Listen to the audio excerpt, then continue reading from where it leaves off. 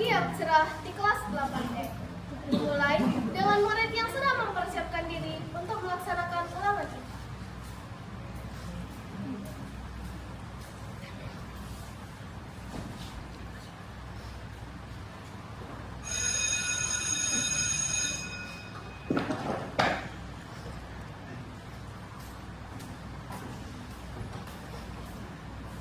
Selang beberapa menit kemudian, guru pun masuk dengan setumpuk kertas di tangannya.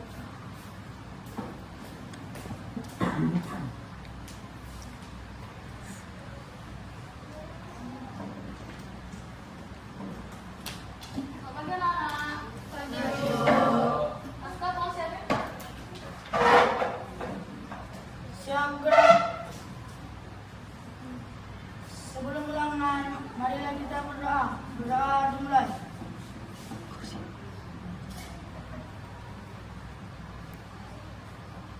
Doa selesai. Ucapkan salam.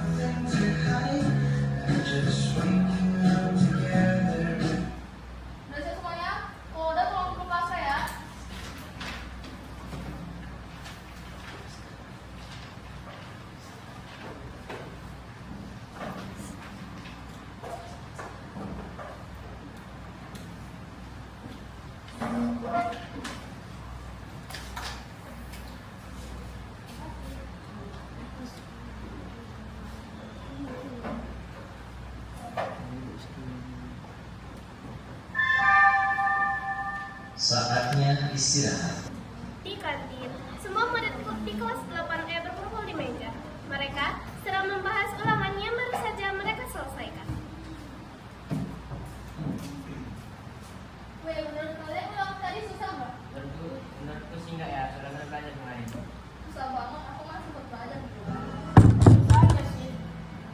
Itu juga biasa aja. Gurunya wajib baca ini soal nomor. Ini dapat aku. Juga kenapa? Adanya ada pribadi yang baik.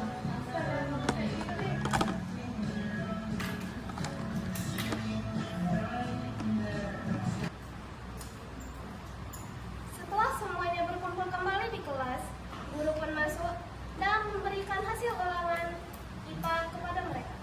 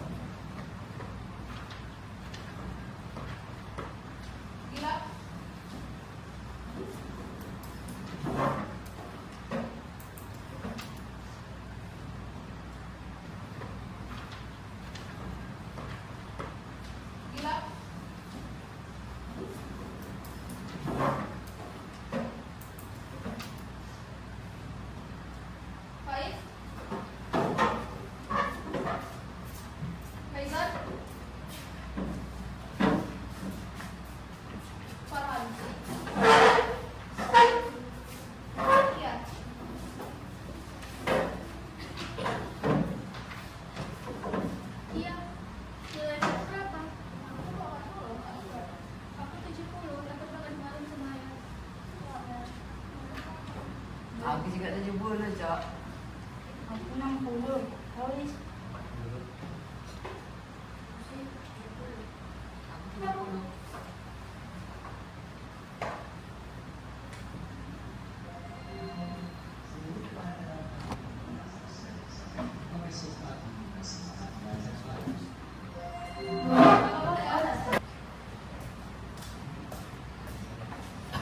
Di rumah, ayah dan bunda sedang berbincang hangat.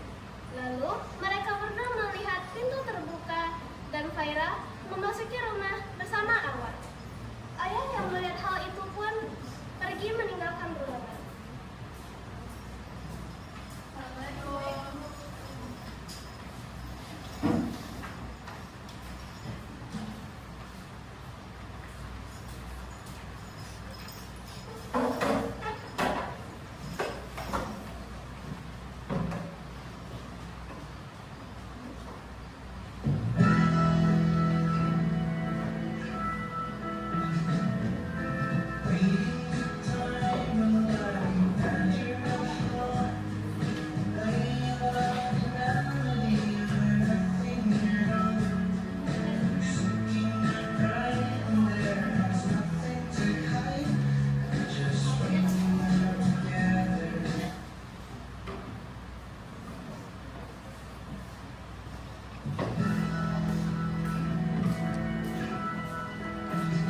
Salim pun menyiapkan makanan di ruang makan.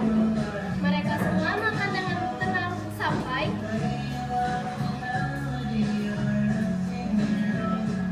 Ya, Bun. Besok akan mulai PDMTK. Wah, makasih ya. Makanya apa acaranya? Oke, Bu aja. Oh iya, ingat Bunda, kamu ada ulangan ya hari ini? Boleh Bunda lihat hasilnya?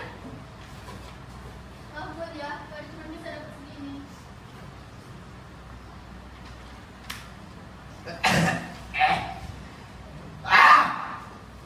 Apaan ini? Nilai apa kayak gini? Kenapa nilai kamu bisa rendah? Pasti karena sibuk lukis kan? Dia. Jadi itu ya, karena siapa diri untuk lebih baik nih. Alah, masa bohong. Beberapa kali bapak lihat kamu lukis terus. Apa sih gunanya melukis itu? Masa depan kamu gak bakal bagus kalau kamu melukis. Tapi Bud. Udah! Pergi kamarmu belajar sekarang.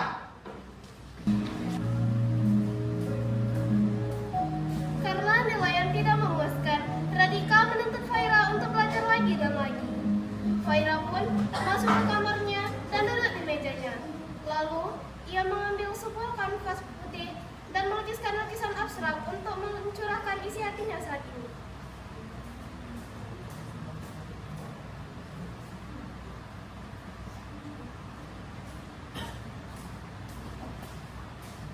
Selang beberapa lama kemudian, ayah Puan masuk ke dalam kamar Faira dan melihat Faira sedang melukis ketimbang belajar untuk menaikkan nilainya. Lalu, diam-diam sang anak pertama menguping dari luar.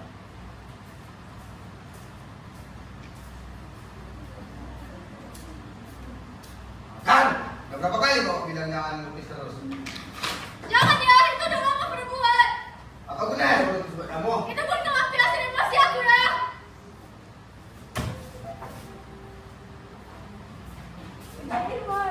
Fai, kamu apa, Fai? Fai, kamu nggak apa-apa? Kamu gak apa-apa. Kamu apa, Fai? Kakak kenapa? Nggak tahu. Ayo bawa ke rumah sakit. Ayo.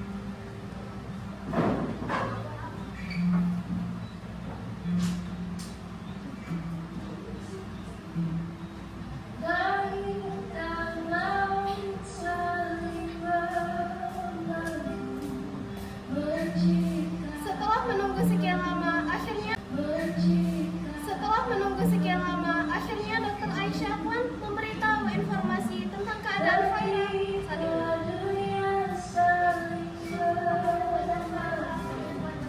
Benar dong.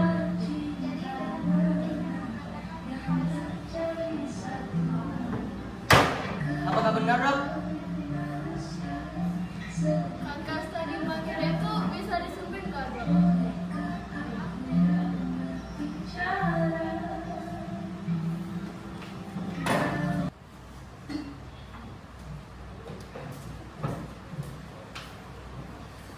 Keesokan dengan kepala yang pusing karena hari ini ada tryout Olimpiade IPA.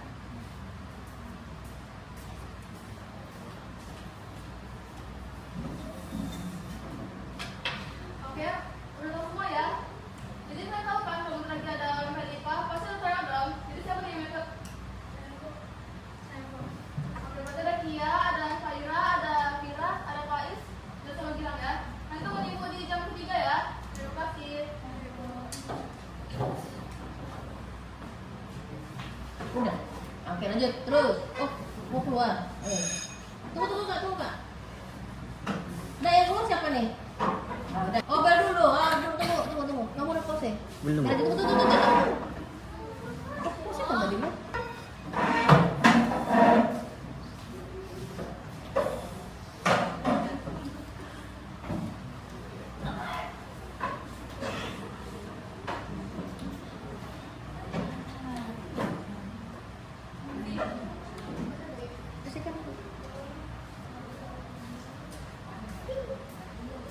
Guru pun masuk ke dalam ruangan dan mereka pun melaksanakan tryout Olimpiade IPA.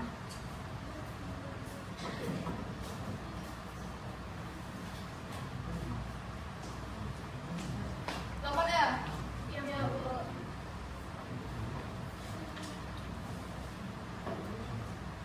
Kalian kan?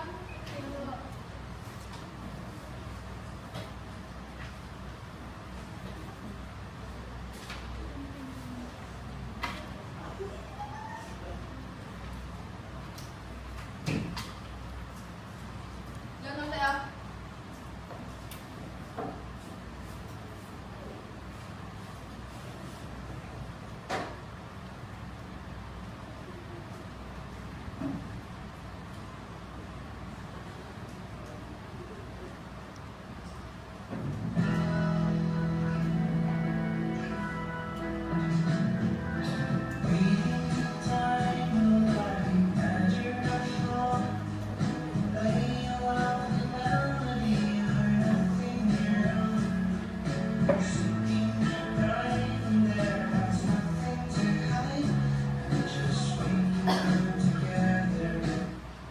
Udah siap?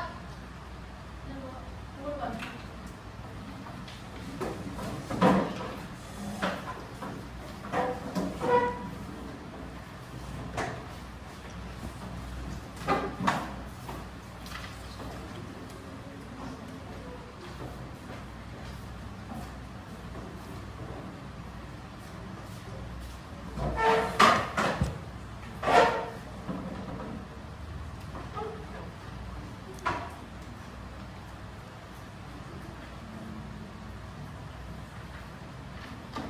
Nah, jadi yang bakal masuk dari sekolah kita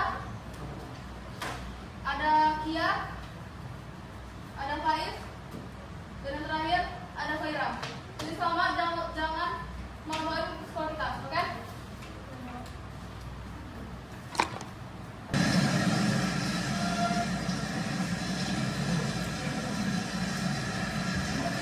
Dalam sekolah, Faira menunggu dengan lega sembari berdoa. Lalu, Gilang, teman olimpiadenya, melihat Faira sedang menunggu jemputan.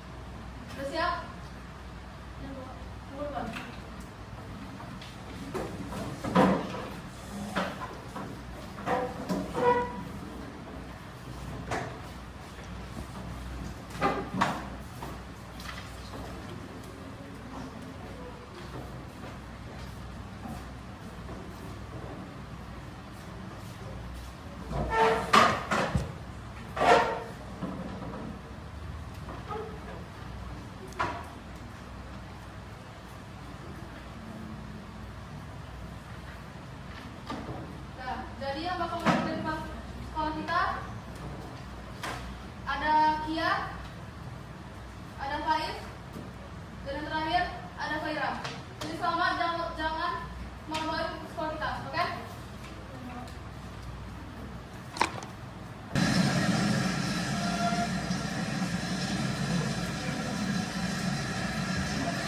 Dalam sekolah, Faira menunggu hujan reda sembari berdoa.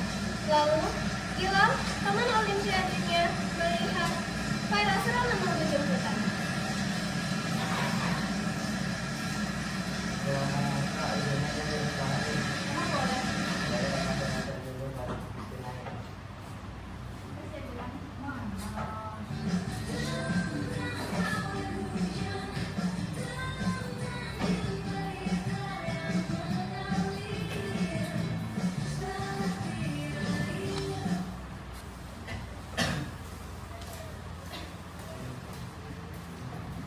Sesampainya di rumah, Faira tidak mendapat sambutan hangat dari orang tuanya. Justru, ia malah mendapat tatapan sinis dari sang ayah. Assalamualaikum. Bun ya, ada lolos terikat olimpiade IPA. Ah, menurut saya ada terlalu beneran. Berapa pacaran ya? Oh, bukan yang sibuk belajar malah sibuk pacaran. Udah gede kamu. Hah? Dia cuma nganterin aku, Bun. Kamu banyak banget alasannya. Sana masuk kamar. Gak usah makan malam ini.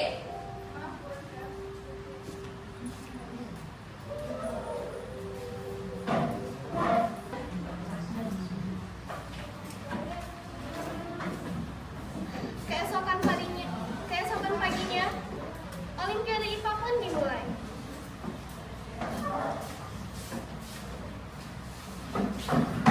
Selamat datang di kompetisi Olimpiade IPA antar sekolah.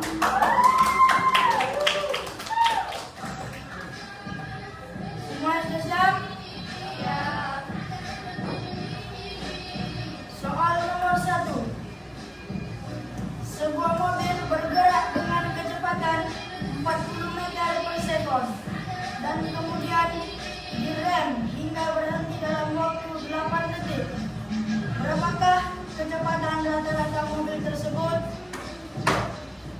A sama dengan minimal menit per second. Betul. A sama dengan minimal menit per second. Betul. Soal nomor 2.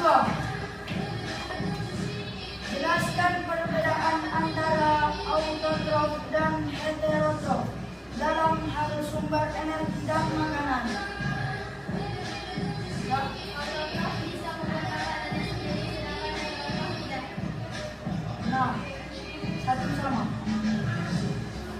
Soal nomor 3. Sebuah benda memiliki massa 250 gram dan volume 100 cm3. Berapakah massa jenis benda tersebut? Jika benda tersebut dimasukkan ke dalam air, apakah benda tersebut akan tenggelam atau terapung?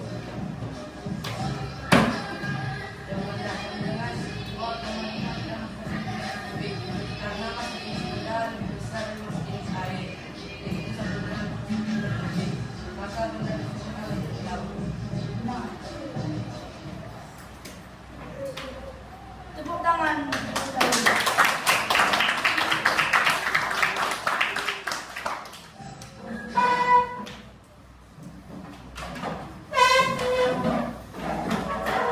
Menangnya adalah sekolah Mister, juara 1, dan juara 2 adalah sekolah Master.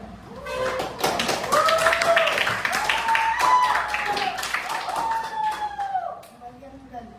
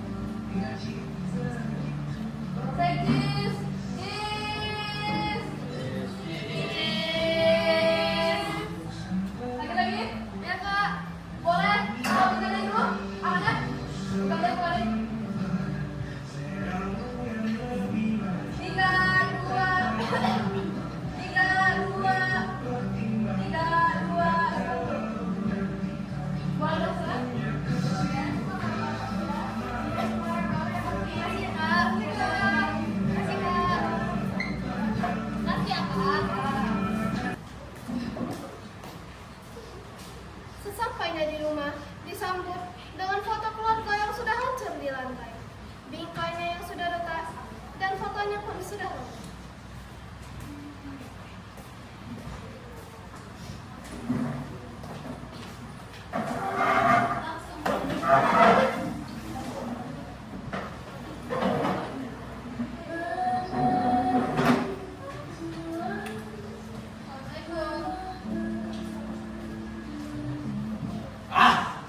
Sial, masa gimana bagi orang tua? Gak guna kamu. Percuma kami kirain kamu kalau akhirnya kamu cuma bikin malu.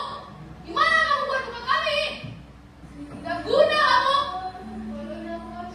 Kamu masuk kamar. Percuma kami kirain kamu. Kalau pas gede kamu cuma kayak nyusahin. Nyusahin kamu. Sekarang Udah.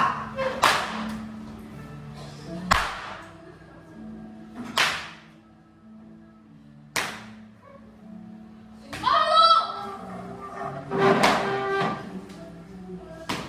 Gak guna.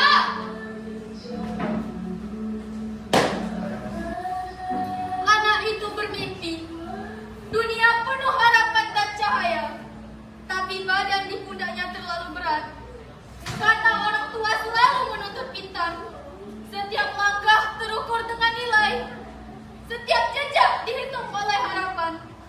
Tak ada ruang untuk lelah atau sesal, hanya tekanan yang menekan jiwa. Dalam diam, ia berjuang sendiri, mencoba membahagiakan mereka yang menuntut. Tapi tubuh dan hati mulai rapuh, senyum memudar, mimpi pun pergi. Suatu malam sunyi meluputnya, tutup mata tanpa anak itu bermimpi. Dunia penuh harapan dan cahaya, tapi badan di pundaknya terlalu berat.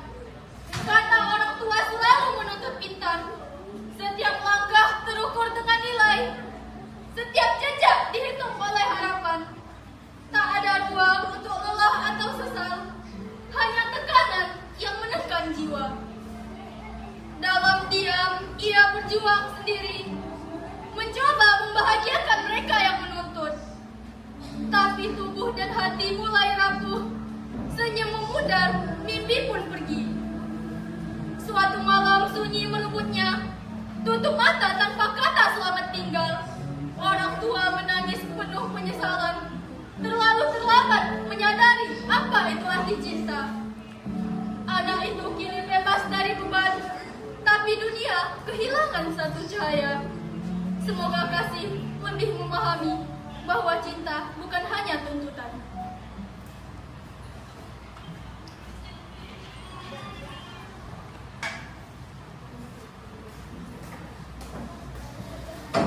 Setelah beberapa bulan pemakaman anaknya, Selin sedang membersihkan rumah dan ia melihat foto keluarganya yang dulu.